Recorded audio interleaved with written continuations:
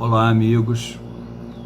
Esperamos que estejam todos em paz, com força e bom ânimo para passarmos por essa difícil situação que a humanidade terrena está vivenciando nesse momento, né? Nós trouxemos hoje para a nossa reflexão uma questão que nesses tempos de dificuldade tem causado muitas polêmicas envolvendo homens de ciência e principalmente ligados à medicina e pessoas que não estão aceitando suas recomendações quanto à prevenção contra a ação desse novo vírus que se espalha pelo mundo.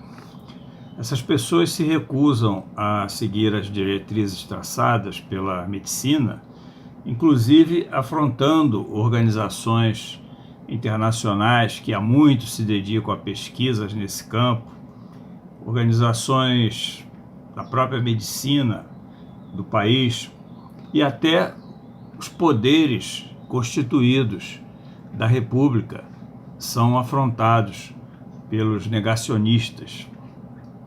Dentre esses contestadores se encontram representantes de segmentos religiosos que, em nome da fé que eles sustentam, se opõem a essas diretrizes que são traçadas por esses organismos.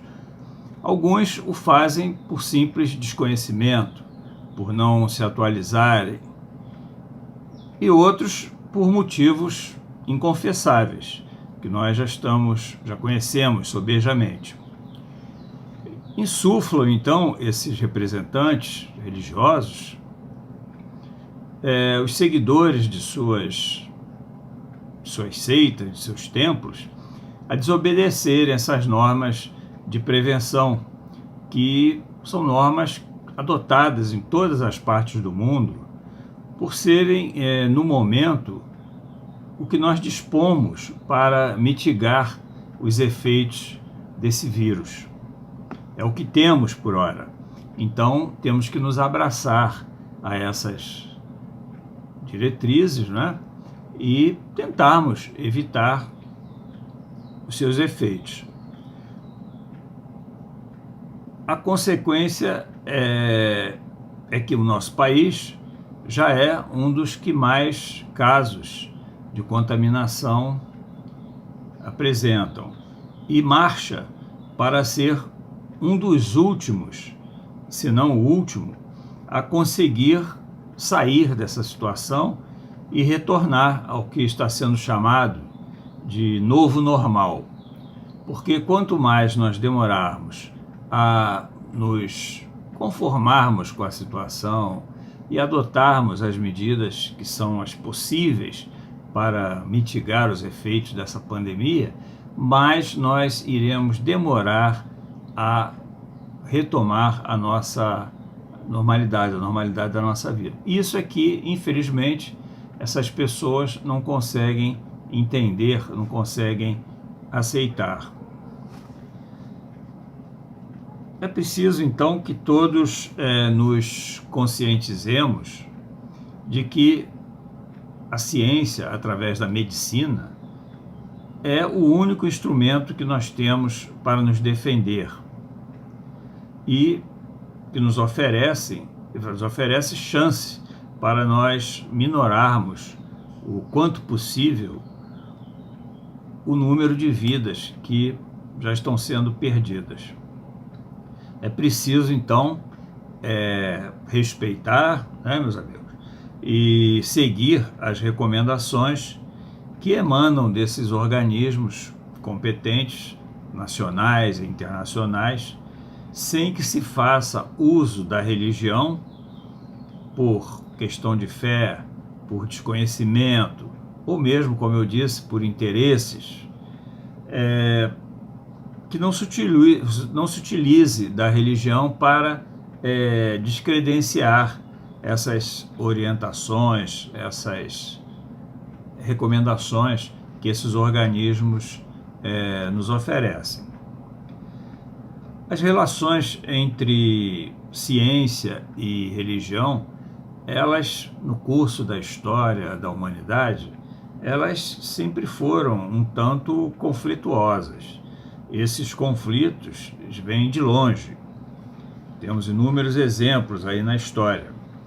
O caso mais notório, o exemplo mais notório, é o de Galileu, né, um astrônomo, físico, filósofo italiano, que relutou em aceitar a crença de que tudo que existia na natureza, em termos de leis materiais, em termos de leis naturais, estava contido nos livros religiosos. Ele defendeu a tese de que Deus não fala aos homens sobre a natureza, sobre essas questões naturais, pelos livros religiosos, mas pela ciência. E culminou, ao auge das suas teorias, foi a revelação de que o Sol era o centro do nosso sistema aqui, né? Nosso sistema solar. E a Terra se movia em torno dele, e não o contrário, como o ensinamento religioso pregava. Então, a Igreja considerou que esse pensamento de Galileu era contrário às Escrituras, julgou um herege, e a pena que se aplicava aos hereges, assim considerados àquela época, em plena Idade Média, era o sacrifício da própria vida. E Galileu teve que, no momento supremo da situação, né, quando ele, no auge da situação, quando ele estava prestes a ser sacrificado, ele teve que negar suas ideias, o que ele o fez apenas formalmente, não que ele tenha as reformulado, tenha chegado a conclusões diferentes. Então, é um caso típico de conflito entre ciência e religião, àquela época, por questão de fé, por questão de desconhecimento.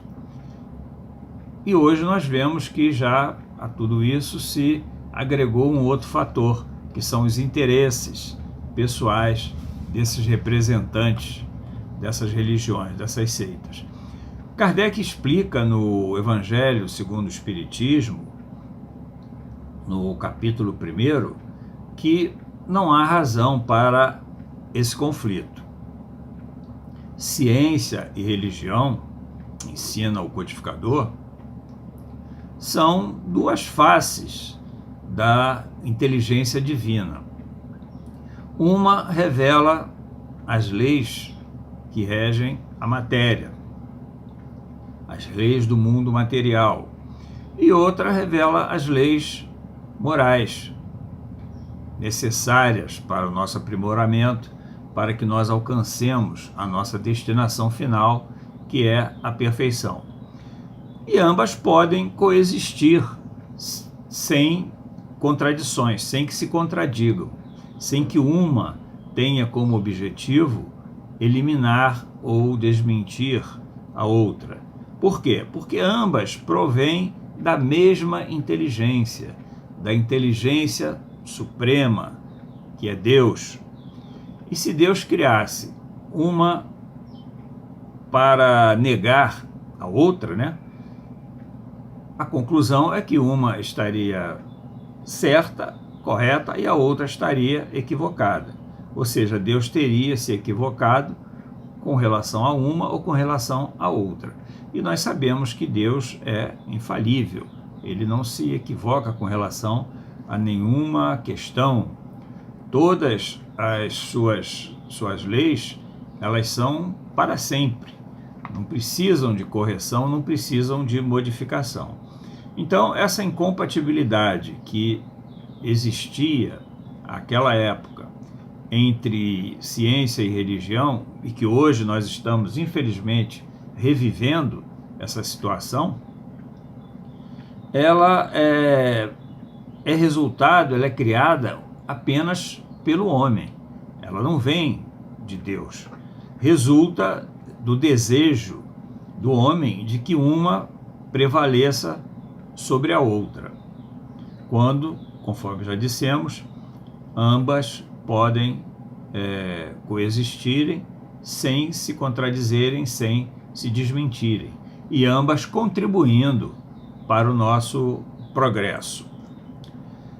Então, Kardec explica que são chegados os tempos em que ciência e religião precisam conviver e até se completarem, uma completando o ensinamento da outra. Não pode uma desprezar a outra. Devem atuar, cada uma em seu campo específico, né? Porém integradas, sem que precise haver essa contradição, essa luta entre os defensores de uma e os defensores de outra. A religião transmitindo o ensino moral, buscando levar conforto espiritual aos homens. E a ciência, especificamente no caso da medicina, que é que nós estamos tratando aqui nessa conversa, buscando o bem físico do homem, né? Buscando levar ao homem um conforto material, uma melhor qualidade de vida. Emmanuel, no livro O Consolador, psicografado por Chico Xavier, ele aborda essa questão com muita propriedade, com muita clareza e com a sabedoria que nós já conhecemos ele como portador. Ele explica que a medicina, ela constitui uma nobre missão que envolve até a questão espiritual. O médico, quando honesto, quando amigo da verdade, diz ele, né, dedicado à causa do bem, ele é um apóstolo da providência divina,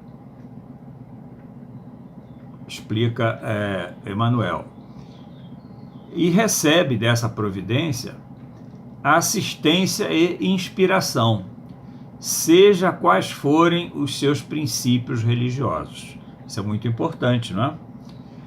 A providência divina, ela não faz distinção entre os seguidores, os que aceitam os princípios de uma ou de outra religião. E ele destaca que o médico, ele funciona, no caso, como um apóstolo da providência. E prestam assistência, a providência divina presta assistência e inspiração a todos, independente da sua opção religiosa. Não faz distinção a providência, a ação divina, sobre a escolha religiosa de cada um. Então, o médico, ele, mesmo que ele seja cético, mesmo que ele não acredite, ele funciona assim, vamos dizer, um exemplo mais, de uma maneira mais compreensível, ele é como se fosse um médium de sabedorias, né, de espíritos benfeitores, servindo de intermediário. Esses espíritos, notadamente esses que têm conhecimento da ciência médica, eles se utilizam do médico terreno para cumprirem os seus desígnios, né? Cumprirem, auxiliarem, ajudarem na busca da saúde àqueles que se encontram no momento dela privados. Então, ele é um intermediário da sabedoria divina, que é exercida por espíritos de alta elevação, que são os cumpridores dos desígnios de Deus, de quem eles recebem a assistência e inspiração quando se encontram executando uma determinada tarefa de origem médica, como, por exemplo, num centro cirúrgico, quando está operando, Ele está ali sem perceber, sem ter noção, a maioria, ou mesmo sem acreditar que isso possa estar acontecendo. Eles estão ali, na verdade, assistidos, inspirados, sendo intermediários desses espíritos benfeitores de alta sabedoria, independente, repita-se, de qual seja o credo religioso que eles abracem, ou até que não tenham credo religioso nenhum, no caso daqueles céticos, dos céticos, que não aceitam nenhum ensinamento, nenhum princípio religioso. Estes também, sem o saberem, estão servindo de intermediários para que a providência divina possa ajudar aqueles que estão necessitando, por se encontrarem privados da sua melhor condição de saúde. E Emmanuel, ele continua explicando que o homem, ele tem por dever mobilizar todos os recursos ao seu alcance em favor do seu equilíbrio orgânico. Quer dizer, é nosso dever zelarmos pelo nosso corpo físico. O nosso corpo físico, ele é um instrumento importante que a providência divina nos oferece para nós realizarmos o progresso que precisamos, o progresso que viemos buscar aqui na atual encarnação. Ele nos é como que emprestados por Deus para nós utilizarmos a benefício do nosso crescimento. E como tudo que nós recebemos por empréstimo de alguém, aqui na vida material, nós temos o dever de zelar por aquilo, Não podemos deixar que se deteriore pela nossa invigilância, pelo nosso descuido. Então, Emmanuel diz que nós temos o dever de zelar pelo nosso equilíbrio orgânico, pelo equilíbrio orgânico do nosso corpo.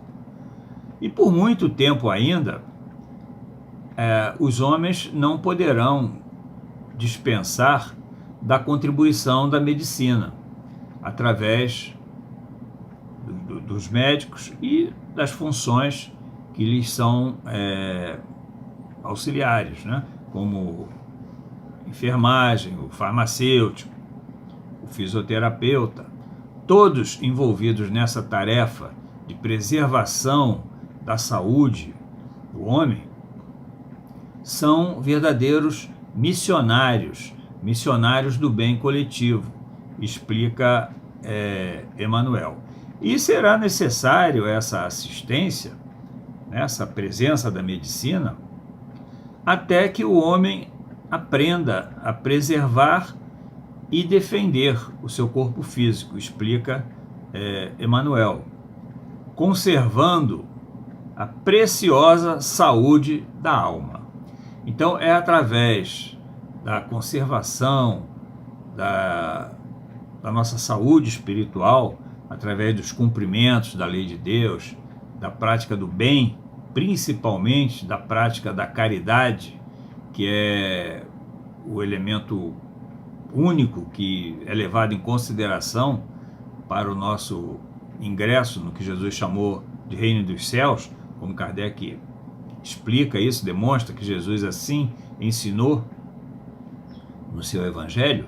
Então, até que nós aprendamos a nos conservar espiritualmente sãos, nós vamos ainda precisar da medicina, como o que está acontecendo nessa situação, que nós estamos vivendo.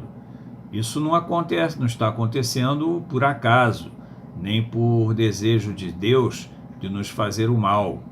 Está acontecendo como resultado dos nossos equívocos, do comportamento que a humanidade vem adotando perante a vida, de paixões inferiores que ainda sustenta, vícios, egoísmo.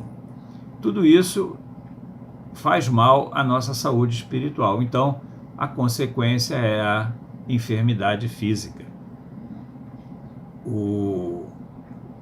Quando o espírito se desarmoniza perante as leis de Deus, ele gera um desgaste no seu corpo perispiritual, e esse desgaste ele é transmitido ao corpo físico, que funciona assim como uma espécie de dreno, né? Elimina aquela situação que foi criada, aquele desgaste, né? Para poder o corpo poder ter de volta a sua saúde. Então,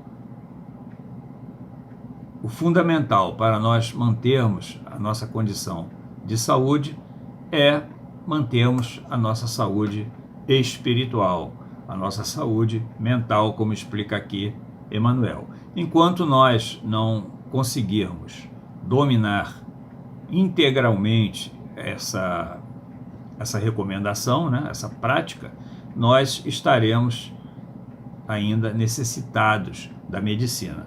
Por isso é preciso que nós não a desprezemos, que nós não venhamos tratar esses homens que se dedicam a essa tarefa, como pesquisadores, o clínico, o cirurgião, menosprezando seus ensinamentos, afrontando as suas recomendações, como nós estamos vendo acontecer nesse momento em nosso país. Bom, então, concluindo, né, que o nosso tempo já está se esgotando, por muito tempo ainda a humanidade vai precisar desses cuidados, vai precisar da ciência, vai precisar, mais especificamente, no caso, da medicina, porque nós ainda estamos distantes da perfeição. O planeta ainda é um planeta provacional, um planeta destinado a espíritos ainda com muito equívocos, trazendo grandes dívidas do passado. Então, Emmanuel conclui também aqui esse seu ensinamento dizendo que, por muito tempo também, nós não vamos prescindir do auxílio das enfermidades. Porque, como eu disse, a enfermidade ela é desagradável, ela faz sofrer, muitas vezes nos priva da vida física, mas é um instrumento pedagógico de que Deus se utiliza para nos repor no caminho certo. Não é o sofrimento, ele tem um sentido que, infelizmente, ainda nos faz falta. Mas nós estamos em processo, nós ainda estamos distantes da perfeição, mas já caminhamos bastante. Nós já não somos mais os mesmos homens dos mundos primitivos, daquela situação, aquele estágio de barbárie, onde não existe lei, onde não existe respeito, cada um faz o que quer desde que atenda os seus interesses e as suas necessidades. Não, o processo civilizatório já avançou. O progresso é uma das leis naturais, uma das leis morais que o Criador nos impõe e se realiza independentemente até do nosso desejo. Nós podemos atravancá-lo, embaraçar a sua realização, mas não temos como paralisá-lo, não temos como evitar que ele se concretize. Então, meus irmãos, essas reflexões, vamos pensar bem sobre esses ensinamentos de Kardec com relação à ciência e à religião, a necessidade de atender às recomendações, o ensinamento que ambas nos trazem, e de Emmanuel demonstrando a importância da medicina, que nós aprendamos a não desmerecê-las, a não contrariá-las, essas recomendações, como nós estamos vendo, infelizmente, acontecendo no momento em nosso país.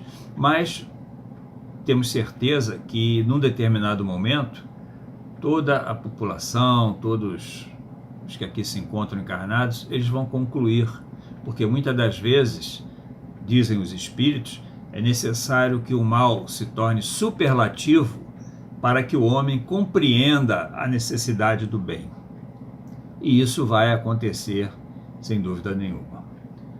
Muito obrigado a todos pela atenção, fiquem em paz, continuem fazendo o que nos cabe para que esse momento tão ruim que estamos vivenciando seja vencido o mais rápido possível e nós possamos retomar a nossa vida, como vínhamos fazendo até então, sempre buscando nos melhorar. Muito obrigado a todos, fiquem todos com Deus.